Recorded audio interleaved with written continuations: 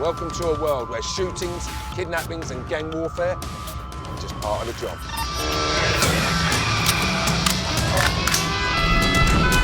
We're going on the journey to meet the real deal. Law enforcers who put their lives on the line every day, patrolling the most dangerous beats on the planet. So buckle up, because we're about to roll with the world's toughest cops.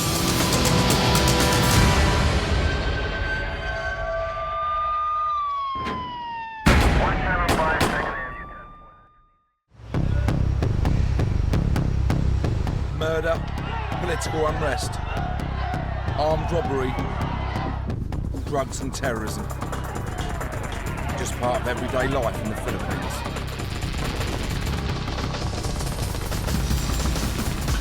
At the heart of this country, made up of 7,000 islands, lies Manila, a teeming metropolis of crime.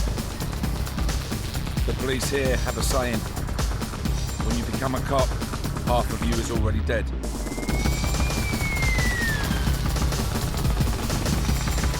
Rather die in action than you die.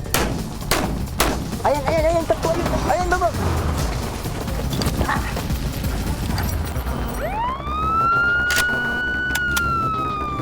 The people here are frightened if the SWAT are coming. 84, be with you. I could say that I'm a top cop. Oh, let's go! Okay, kamay! Ha!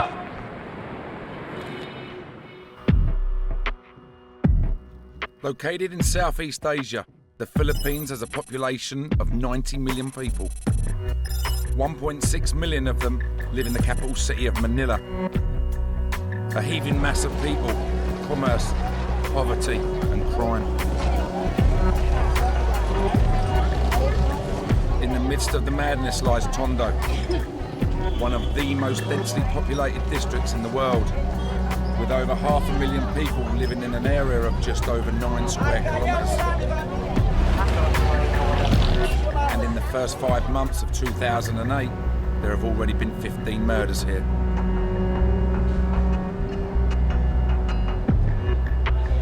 At night, it's at its most dangerous. And it's the job of the officers at Tondo station to police this sprawling and crime-ridden area. Officer Christopher Lanes is starting his night shift. He's been serving with the Manila police for 9 years. His job is a highly dangerous one. In the last year, over 100 of his fellow officers in the Philippines National Police have been killed on duty. His shift is just a couple of minutes old when there is a report of an armed robbery. We have to go now, okay? Lanes and 2 officers head out to the scene of the crime. We are on the street of Juan Luna, proceeding to the incident.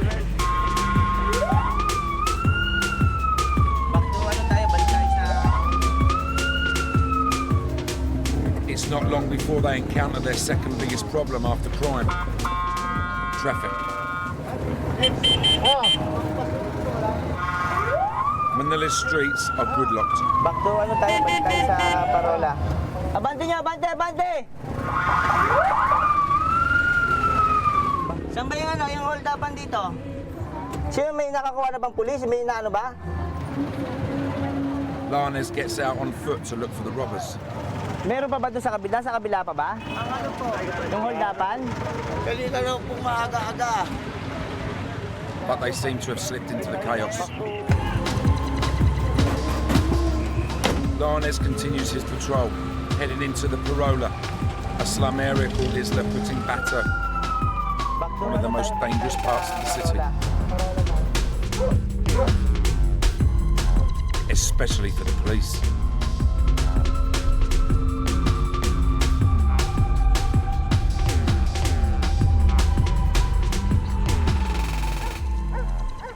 Two years ago, Lanes was shot here when in pursuit of an armed robber. At saan sa panay, one hitman they called Banjo, named Banjo. After we have chased them and cornered him, he fired me 3 times and I've been hit here in left legs. I hit here and out with 45 caliber. Lionez's partner saved his life by killing the gunman. My body shot in the stomach. It's not my time. I think it's my good luck. Good luck.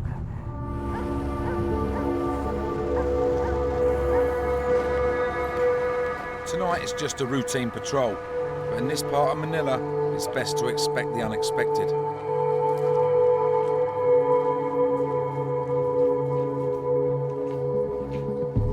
This slum housing situated on the edge of the Manila Bay is perched on stilts, surrounded by a sea of sewage. It's home to 6,000 families of squatters and is a haven for drug dealers and users.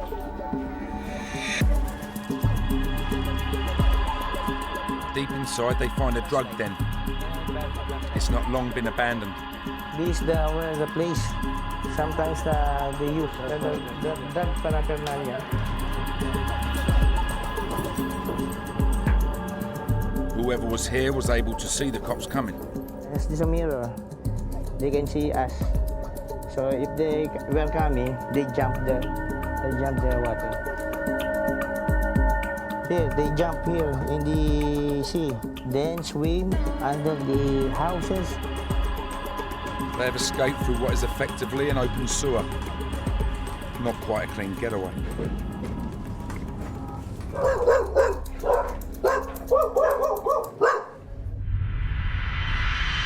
2 hours later, and Lionez is on the hunt for yet another armed robber. Robbery and theft account for 40% of the crimes committed in the Philippines. A couple have been mugged by 3 men at knife point. Lionez is taking them with him so that they can identify the perpetrators. We're going to Pier 2 where the victims is being hold up. 3 person having a knife. Doon. Ikal mo. Suddenly, he spots 3 suspects who fit the description. Ayan, tatlo. Ayan, baba. The chase is on.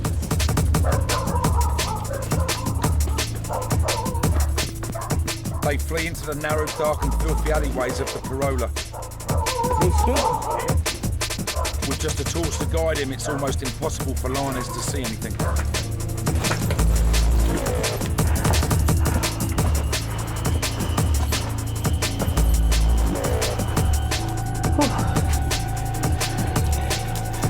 Deep inside the Parola, in the pitch black, Lionez's partner catches up with one of the suspects. Paano mo? May ID ka? Saan ka? The man has no identification on him and will be taken back to the station for questioning.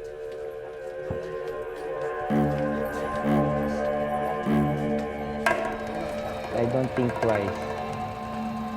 If people need help with us, we go and take response for any kind of incident. I take risks. It's our part of our job, taking risks to count bad elements, bad criminals. This suspect has come quietly, but when criminals use force, Lionez is prepared to fight fire with fire. I'm happy when these people, bad criminals, been dead here. Very happy to eliminate those bad criminals.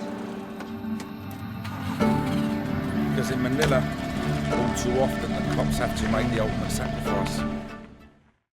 We're with the toughest cops in Manila, the capital of the Philippines, where violent crime is spiralling out of control. This vast metropolis is embroiled in a deadly conflict.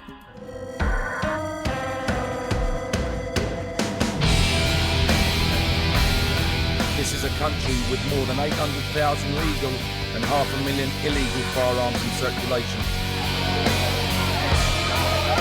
Budget handguns can be bought for as little as $15 US. And And so it's no surprise that armed robbery is rife.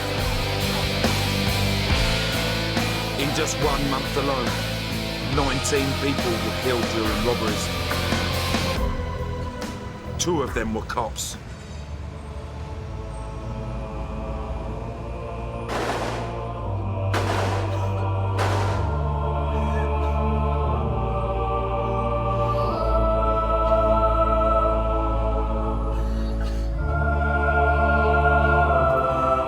The force has come together to bury their 2 dead colleagues.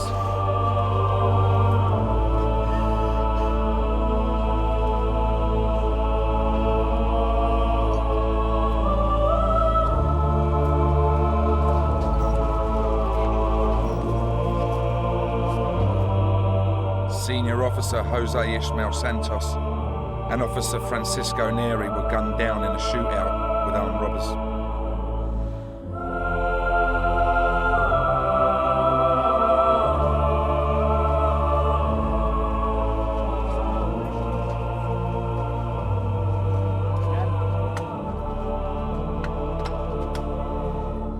At sa mga pinuno po ng PNP, sabi po, hanapin niyo po yung pumatay sa aking asawa para po kami sa kanyang mga anak. Manahimik ka rin po. Yun lang po ang masasabi ko. Salamat po.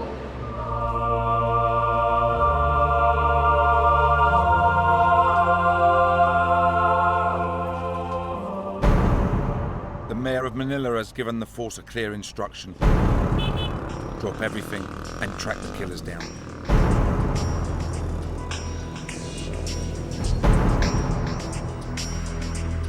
Detective Stephen Cosimiro of the Homicide Department has been assigned to the case. The suspects made sure that these policemen were dead by shooting them in the head. It's a brutal killing. That's why we are working around the clock. Here in Manila, we make sure that whenever a policeman was killed, we work very hard to find the suspects. Cosimiro has come to the crime scene. This is the exact place where one of the policemen was killed. He lay dead here when we arrived at this place.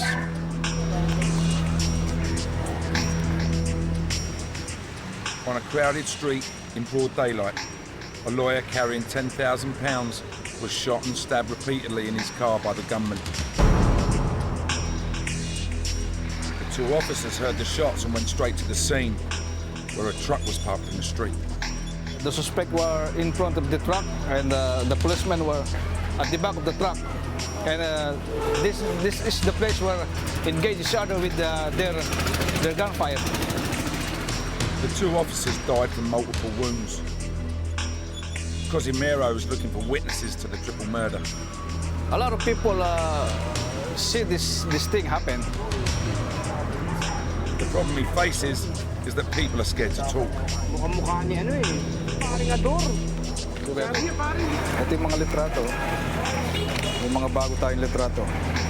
Sometimes we have some difficulty of convincing these people to give information. Ito.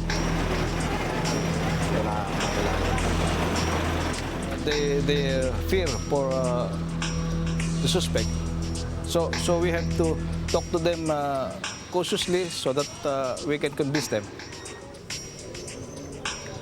No guns, no chases, just questions, but no answers. This is one of the toughest jobs a cop can face.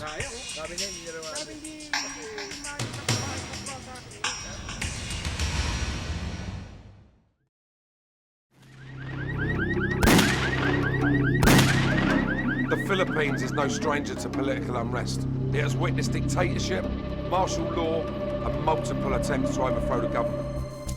Since the government of infamous dictator Ferdinand Marcos was overthrown by the People Power Revolution in 1986, there have been around a dozen uprisings or coup attempts.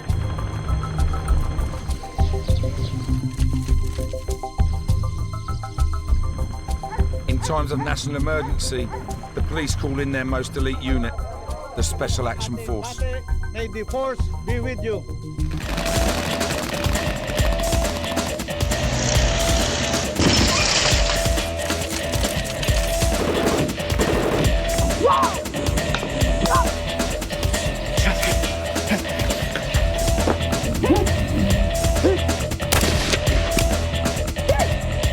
The Special Action Force is an elite unit and is modelled on the British SAS.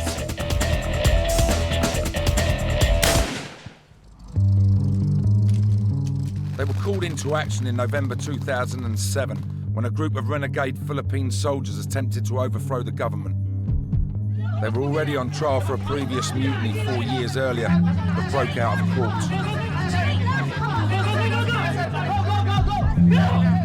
And along with 300 heavily armed soldiers, barricaded themselves into a hotel and called for a change in government.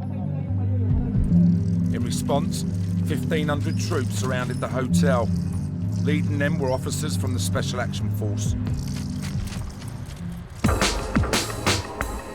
The mutineers were given a deadline to surrender. Civilians were evacuated from the hotel. After the deadline passed, SAF soldiers prepared to storm the building. Gunshots were exchanged between the police and the rebel soldiers.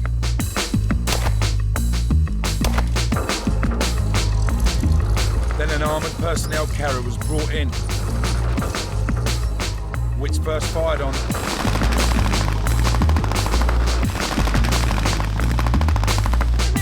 and then stormed the hotel lobby. The mutineers were arrested without anyone being killed or injured. For the SAF, the mission was a success.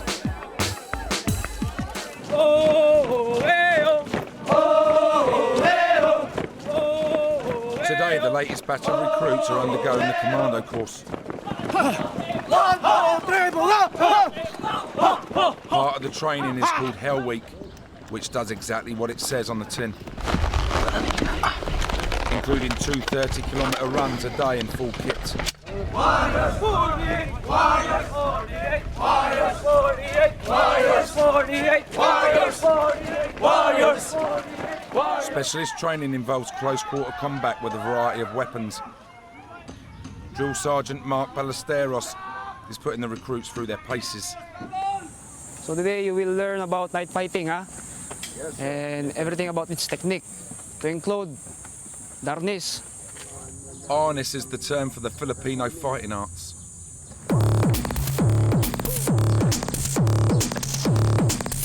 Next is jumping attack. Ready, jump. Jump high, jump low. Group jump, then splinter jump. Okay, ready? Yes, it is the jabbing technique.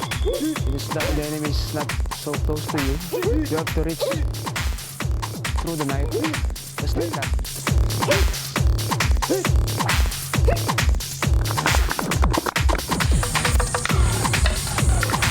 As well as knife fighting techniques, the commandos learn how to use more traditional weapons.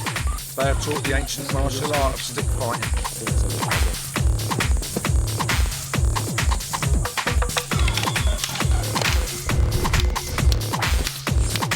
Students are already proficient in knife fighting and stick fighting.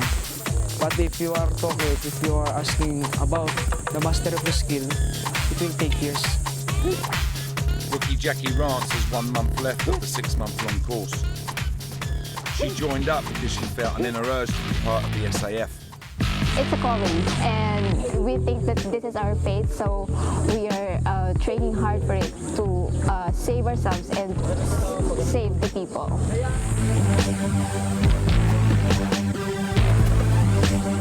It's really fulfilling on my part because the belonging in a man's world.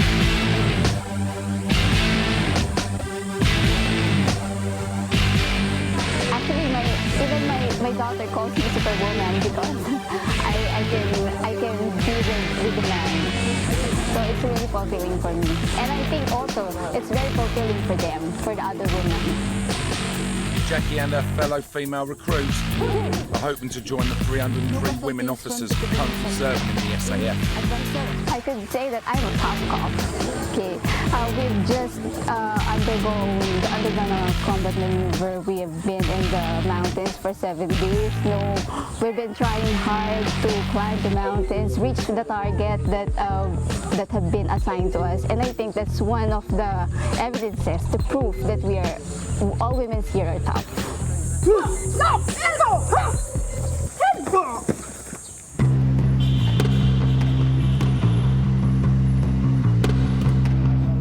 Back at Homicide, Detective Cosimero and his team have received a tip-off. One of the suspects in the double cop murder has been treated for gunshot wounds in a hospital just outside Manila. He might still be there, so they're not taking any chances. All right, let's go.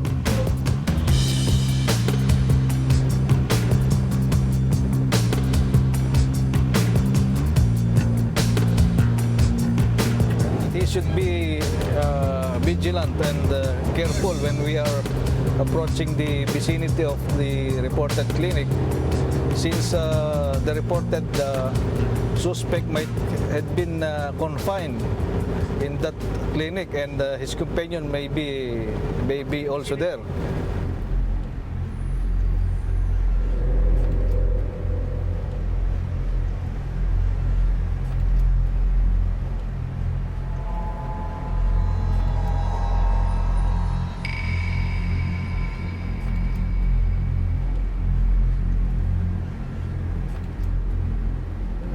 They make a quiet arrival at the hospital.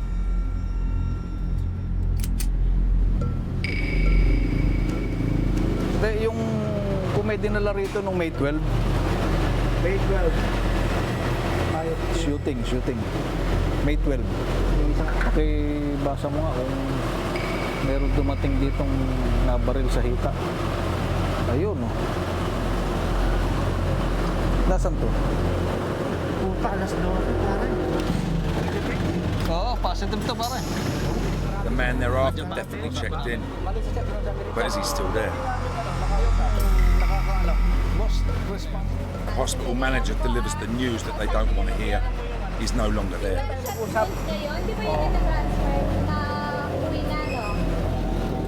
The trail appears to have gone cold.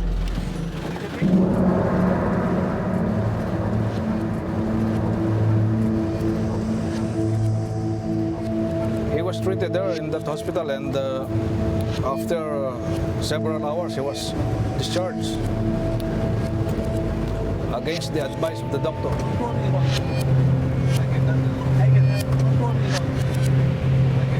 But Cosimero is determined to catch the killers. I like to meet them. What will you say to them when you meet them? I don't know what we will be talking about, but I'm sure I'm glad to see them. I'll be glad to see them.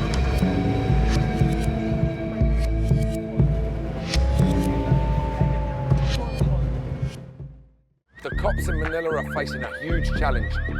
Not only are they fighting kidnapping and drug trafficking, but the threat of terrorism hangs heavy.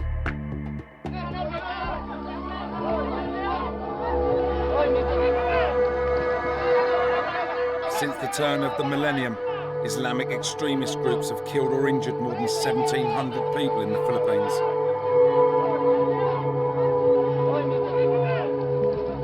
Separatist groups, including Abu Sayyaf, are demanding a separate Islamic state, independent of the mostly Catholic Philippines. In 2004, Abu Sayyaf was responsible for the bombing of a passenger ferry in which 113 people were killed. Because the government of the Philippines has close links with the West, this has made it a target for anti-American aggression from these groups, which are linked to Al-Qaeda. Go! Putang ina!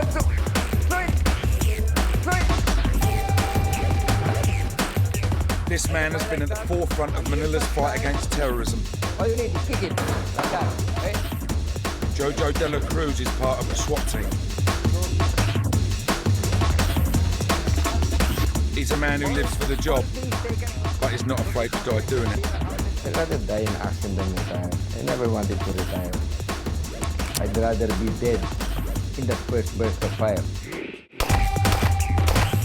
I would be very happy or very proud to be there lying than retiring without doing anything for my career as being a SWAT personnel. SWAT were involved in a bloody battle with Islamic terrorists at Camp Bayjon Jail in March 2005. Militant prisoners snatched weapons from guards, killing 3 of them in an attempt to escape. After a day-long siege, the police stormed the prison. 22 prisoners and 1 policeman were killed during the operation. You use this one and this one. In 2003, Jojo was part of a special task force. It was put together to catch the Philippines' most wanted terrorist. Indonesian Fatur Al-Ghazi had been responsible for one of the worst terror atrocities Manila had ever witnessed. In December 2000, 5 near simultaneous bomb attacks hit the city. 22 people were killed and 120 were injured. He was arrested in January 2002 and confessed to planning the bombings. But the following July, he escaped from prison and fled to the south of the country. We were ordered by the president to hunt him down. Jojo and 3 fellow operatives spent 2 months chasing shadows. Unbelievable, like looking for a needle in a haystack. Then, with the help of an informant, they were able to find their target. Eventually, we were able to get Al-Ghazi. He was training young bombers in the south. They provided the informant with a car, which was given to Al-Ghazi. Now Jojo almost had his man. I installed a tracking device underneath. So we were monitoring that vehicle from the first day we give it to him to the last. On the 12th of October 2003, Jojo's team were informed that Al-Ghazi was on the move. He was attempting to leave the Philippines. The team went to intercept his vehicle and flagged it down. The driver ignored the signal and a chase ensued. Jojo and his men blocked the vehicle and were met with 2 gunbursts. They returned fire. He was given a burst of shot in the fatal mass of his body. When we saw him trying to get a hand grenade from his pocket. It was a clear encounter with Al-Ghazi, who was trying to evade arrest and at the same time trying to inflict damage or casualties to our ranks.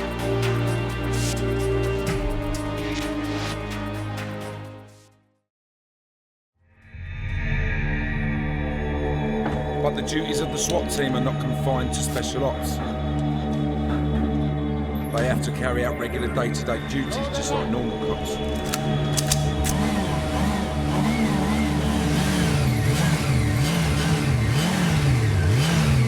The motorcycle unit are a highly visible presence on the streets of Manila.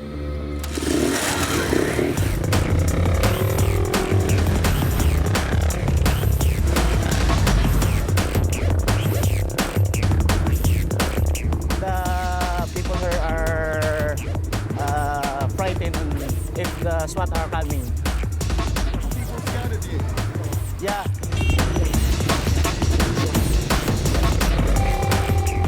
Erwin Unai is one of the cops who regularly patrols Manila on his bike.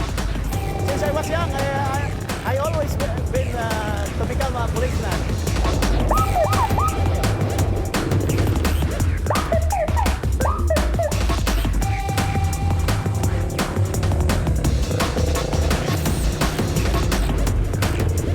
Many crimes are carried out by felons on motorbikes. In just 3 months in 2008, the Philippines witnessed 424 crimes committed with the use of bikes. 150 of them involved shootings, including 50 murders.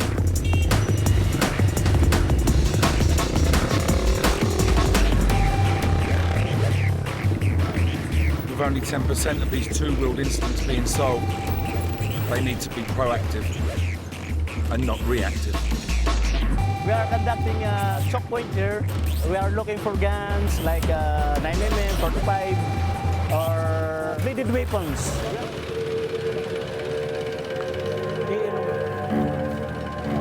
They are armed. They are armed. And they fight. They fight the police. They have no respect of the police.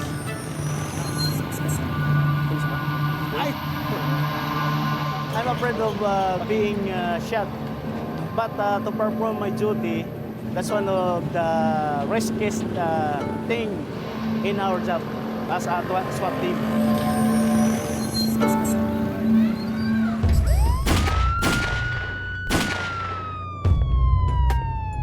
What if every day of your working life, you never knew what was around the next corner?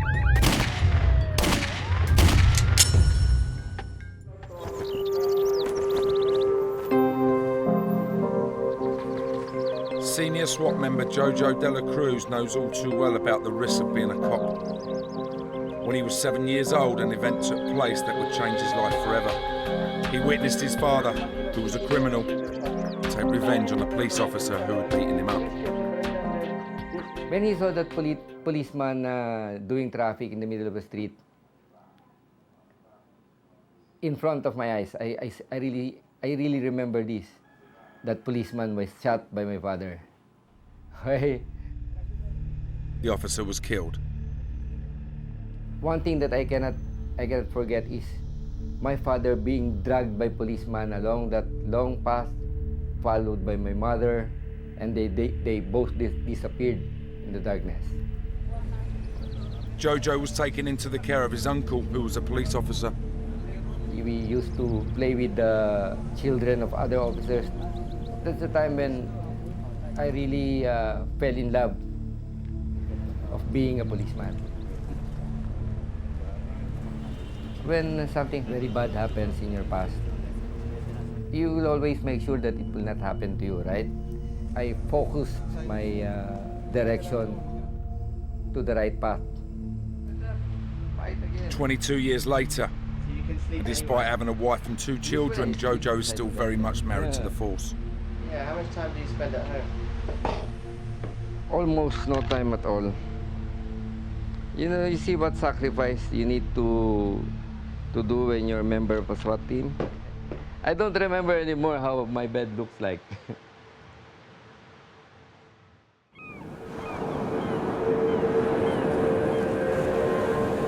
With over 36,000 kilometers of coastline, the Philippines is a paradise for smugglers. Drugs are a major problem here. 6.7 million Filipinos are drug dependents. It's also the crystal meth capital of the world, or as it's known in the Philippines, Shabu. It generates more than $4 billion a year in illegal revenue. The Philippines is also a transit point for the export of the drug to Japan, Australia, and the US.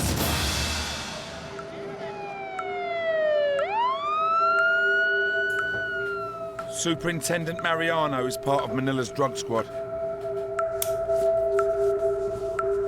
He and his team are about to conduct a sting operation on suspected Shabu dealers in the Pedican district in the southwest of the city, an area notorious for drug dealing.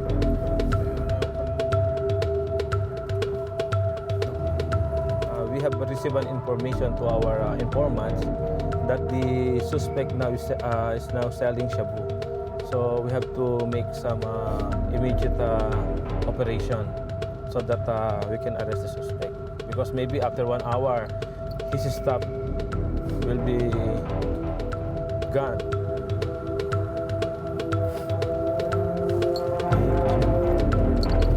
They must move quickly.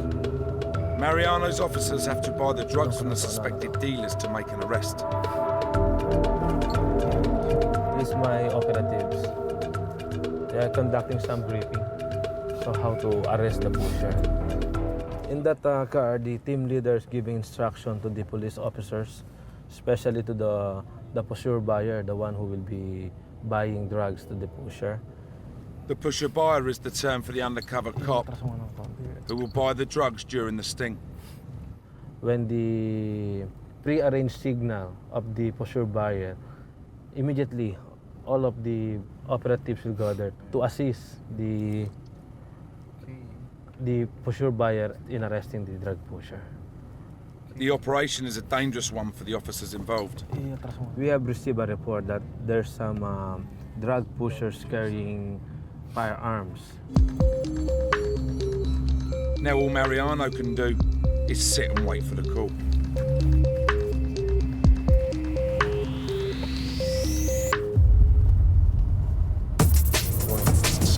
Fifteen tense minutes later, the undercover cops call for backup. Going. There's a call from the police officers there, but we have to go immediately.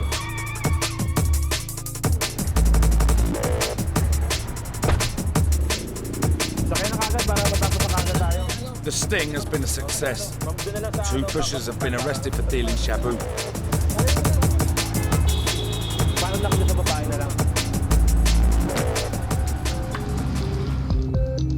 One thing Mariano is always wary of is corruption.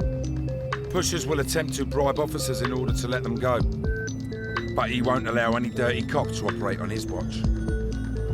I want to show my men that I'm with you. I'll be going with you in the operation. I will be the one to attend the court hearings. I know what I'm doing. I know what is my job. So they cannot pull me. I know the do's and the don'ts here. So much more. I know if they're doing something fishy or not.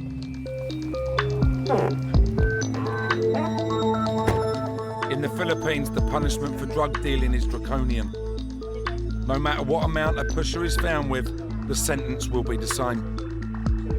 They face the prospect of 15 years to life imprisonment. It's a heavy price to pay. Prison in the Philippines is hard. In some cases, prison cells designed for 20 inmates house 200. And over the next 8 years, the prison population is estimated to increase by 13% a year. In the heart of Southeast Asia is the Philippines. The capital, Manila, is a teeming metropolis of crime. And for the cops, hostage sieges, bombings and prison breaks are all in a day's work. In the Philippines, the cops are on the front line of a crime battle being played out on the streets.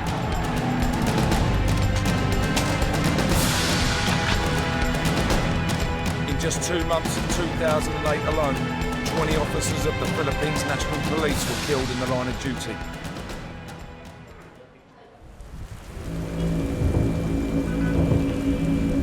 And tonight, Jojo De La Cruz and the SWAT team are about to put their lives on the line yet again.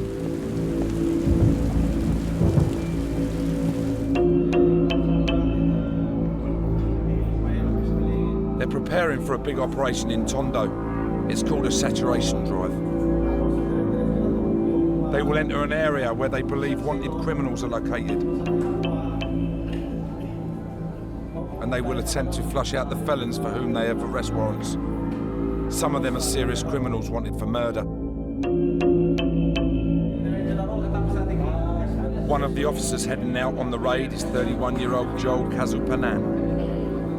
As well as his body armour and his M16, he's also armed with his prayer book. Gives me strength and I can feel the presence. I can feel the presence of the Lord whenever I'm down and in crisis. Joel joined the force to help provide for his mother and 2 younger brothers. Since he was a boy, he has been head of the family. My father passed away when I was only 11. So it is my mother who raised us. What do they think of you being a policeman and specifically being in the SWAT team? They're proud of me. They're proud of me, I guess. Having lost her husband, Joel's mother doesn't want to lose her son. She said just always take good care and pray.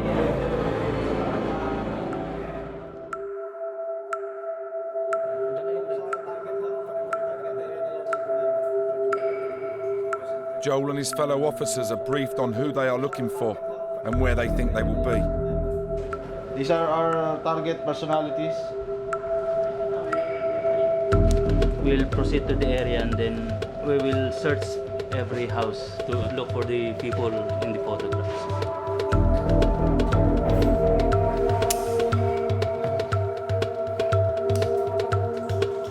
The talking and the planning is over. Now it's time for action.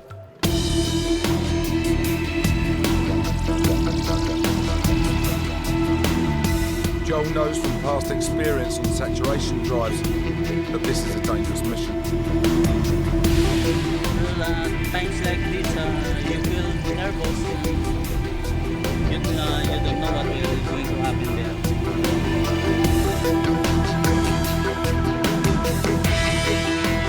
One of the unforgettable moments was the raid conducted in Quiapo. We were surprised by one of the suspects when we were about to enter the building. One of our men was fatally shot.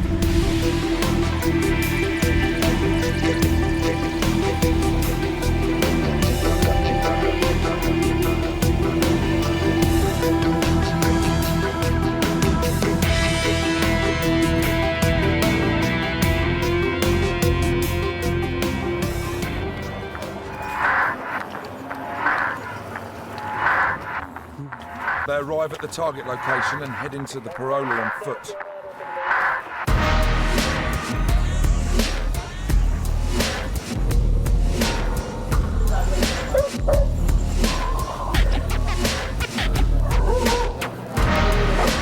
They are closing in on their targets.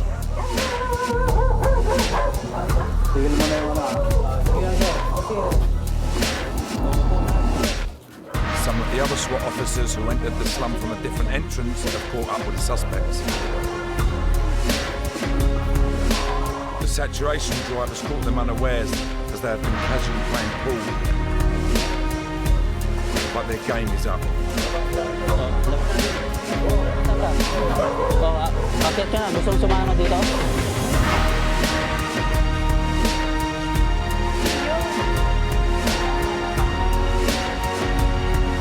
The mission is complete and Joel and his team are all in one piece.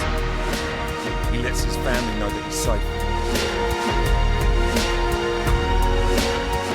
We have rounded up some of the suspects, and we are still going to check their identity when we get back to the station.